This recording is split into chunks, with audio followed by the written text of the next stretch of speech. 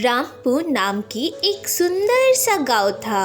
उस गांव में एक ही साथ बड़ा हो रहा था दोनों प्यारे से दोस्त। एक का नाम था श्याम और एक का नाम था सुंदर।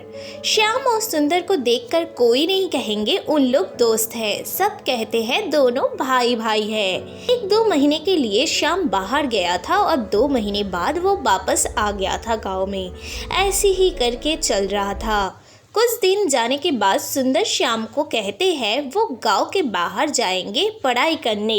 बट श्याम को उस हॉस्टल के बारे में कुछ सुनने आया था जो वो हॉस्टल भूतिया है। इसीलिए श्याम ने सुंदर को जाने से रोका और बोला, हम तो नहीं जाएंगे और वो हॉस्टल भी सही नहीं है, लोग उसके बारे में बहुत कुछ कहते हैं। बट सुंदर ने सोचा श्याम ने ये जेलस कर रहे हैं इसीलिए वो भड़का रहे हैं उसको। सुंदर ने बिना किसी को बताई वो शहर की हॉस्टल में पढ़ने गया था और हॉस्टल बहुत ही बढ़िया था। सुंदर ने जब सिटी में आया वो बहुत खुश हो गए थे। सुंदर ने मन ही मन सोचा श्याम ने बहुत जलते हैं उससे। बात सोचते ही सोचते वो हॉस्टल पहुंच गए थे। हॉस्टल के अंदर जाने के बाद रिसेप्शनिस्ट ने कुछ फॉर्मेलिटीज पूरा किया और कुछ कहा।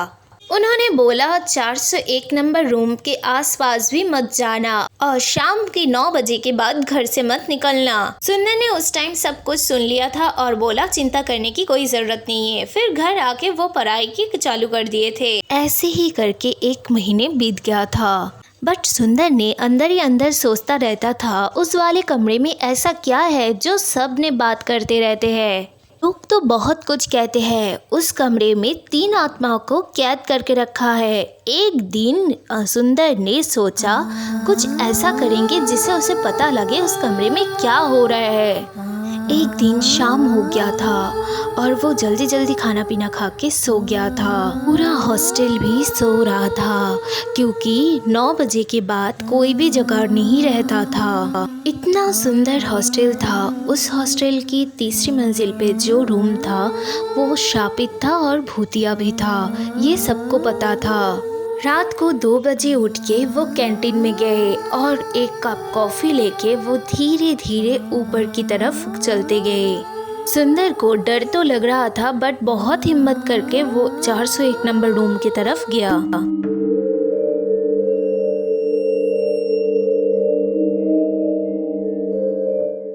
सुंदर ने धीरे से दरवाज़ा खोला और देखा चारों तरफ बहुत शांत था।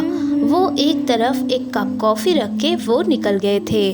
दूसरे दिन सुबह जैसे वो चलता रहता था वैसे चल के पढ़ाई करके फिर रात को उस कमरे की तरफ बढ़ने लगा और देखना चाहता था वो क्या हो रहा है।